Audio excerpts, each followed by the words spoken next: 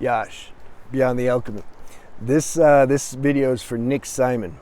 He says, can you make a video on 1 year of semen retention? I'm going to make that next, actually. It's going to be a real one. Real benefits, not superficial stuff. He says, I got to 7 months and my mind started telling me, you see, you guys are aware when your mind's talking, you know it's not you, because you say, my mind is telling me. The mind's telling who?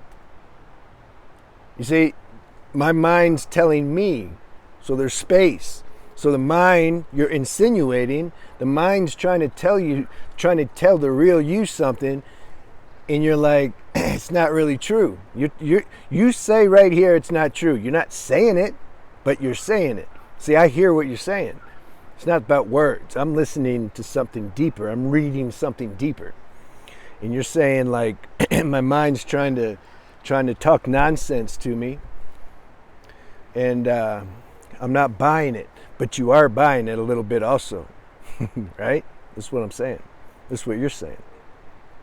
So my mind started telling me that any benefit that I had disappeared. I'm wondering if that's normal. It's not about normal. It's about it didn't happen. Because you said here, my mind's telling me this. It's not true. What if your mind told you to, go live in a brothel forever? You're not going to listen to that because that's like too out there. Like, that's not going to be good. But the mind knows how to get us on more subtle level. It knows our triggers. It knows where we're like susceptible to delusion, and then it's gonna expose that. You see, that's a good thing, right?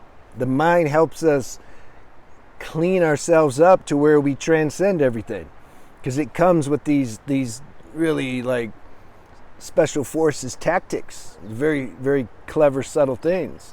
And we got to learn. We have to learn and discern what's real and what's not. So that's not true, but still, let's see here. It can be three things I want to share on. First thing, not losing our semen all the time. This is natural. This should be our natural state. Like somebody, when they're a baby, or when you're, up to maybe 10 years old or something, somebody's talking to you about semen retention, you just be like, what are you talking about, man? Like, because it's natural. You don't lose your semen. After that, things start to happen. The biology gets activated. Our senses become more, excited by things. We start to learn about women and how they make us feel, and then we start to,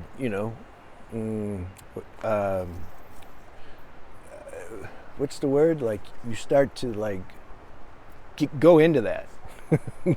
I'll talk layman words because I can't think of the word. We start to really, get into that, exaggerate that. It's like we get a taste and we want more. So when after we've abstained from, after we have some abstinence from losing our energy, you see, everything starts to become normal after a while. Like, we're not gonna, the first week or two or month, when you stop doing this, there's a big contrast, and you start to feel yourself come back to life. You're like, whoa, and then you think maybe you're gonna feel like this forever. But no, you get acclimated to this natural state, and it's just your natural state. It's like if somebody has a deep spiritual experience, and then they go to their teacher or something, and they're crying, and they're like, oh my God, this is so beautiful, everything's so, yeah, it is, but it's because that's not their natural state. So when they feel that, it's just a big shock, But when that starts to become natural, it's natural. When something's natural, you don't make such a big deal about it. You're grateful for it, big time. And you still enjoy it, but you're not like, making such a big deal about it. So that could be one thing. Another thing, what level are you doing? Are you just not, no PMO? Is that what you're doing? Or are you actually no edging, no lusting, and when you're in public, somehow you're not this need, this strong, deep desire that men have for female attention and attraction, has that been subdued? Have you transcended that? Or when you're out, you're kind of on the market, you know, and you're playing the flirting game, and you're looking to see who's looking at you, and you're looking at them, and you're seeing if they like that you're looking at them, and that whole female male game, you know. Everybody's playing that. It's a trip, and they think you don't know they're playing it, you know. They think they're cool, you know. The girl walks by and the guy, you know, it's just you know what's going on. The funny thing, girls are more smooth for sure. They're more discreet. They have more self-control. And but a guy, well, some are silly, but a guy's just funny. He'll be with his friend, you know, talking gangster talk. Yeah, you know, yeah, I took care of that. Yeah, a girl walks by. Yeah, hey, what's up? You know, I like watching it. I like to sit in the park and watch that, you know, because it's funny. I like funny things. So yeah, I mean, are you, what level are you doing, man? Because there's a big difference. I might make a video on that, between edging, when you give up edging and lusting, versus when you give up PMO. Props to those who give up PMO, though. We got to start somewhere. That's a big deal. You're above average for sure. But when we give up the edging and lusting, it takes us, we have access to a deeper part of ourselves. That deeper part of ourselves is more serene. It's not so restless. The mind's more calm. And you'll be content and satisfied, like you wouldn't wonder if the benefits are leaving. Because man, you save so much energy when we're not in the sexual instinct. We're not vivifying it and giving it our attention and energy all the time. And this lusting, edging thing is very subtle, and that has to be given up to at some point when that stage is there. You see, I'm talking mostly to those who are kind of there, like you've already tasted this other stage, and you want to transcend that, but it's still gripping you. You know, the teenagers and early 20s, I mean, how you know, how are you going to not flirt with a girl? I don't know.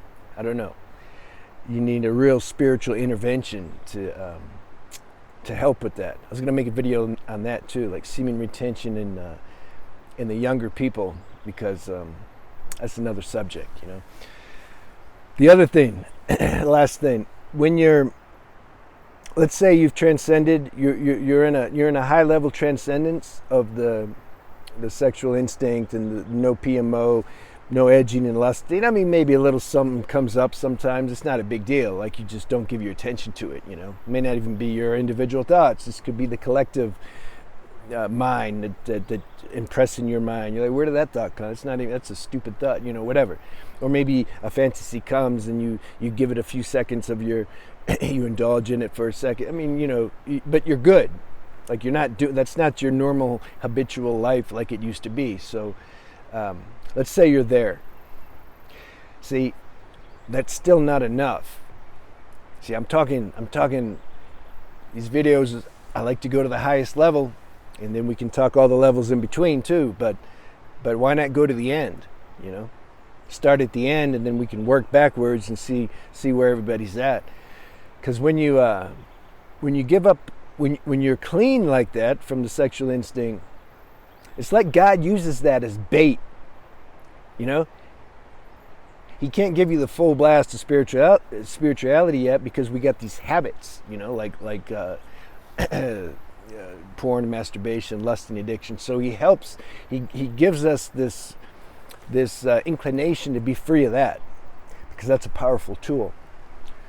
Once we start doing that, we start to access these higher realms within ourselves. It happens naturally. It's not a big deal. It's not a mystical thing. It just happens because we're not obstructed by all these obsessive compulsive thoughts to lose our energy and give our attention to things that don't mean anything. When we're not engaged in that, all of a sudden these deeper tendencies start to come to the surface, and then we're going to find that the real salvation is when we know who we are, which a spiritual practice can show us. Or I'm going to make a video like it's not a big deal. Like, just sit with yourself. You don't even have to meditate. Just sit somewhere. Take some time every day and you just sit with yourself. That's spiritual practice. I got to demystify this stuff, because I just have a feeling that when I talk about spiritual practices and meditations, that the mind turns that into something.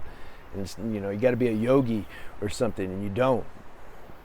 So you could be at that stage where you need something more than just not doing semen retention, which is a huge accomplishment in itself, but it's time to go to the next level.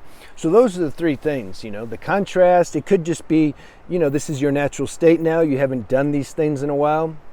And so you're just kind of used to feeling how you should feel. And the mind's like, well, there should be something more.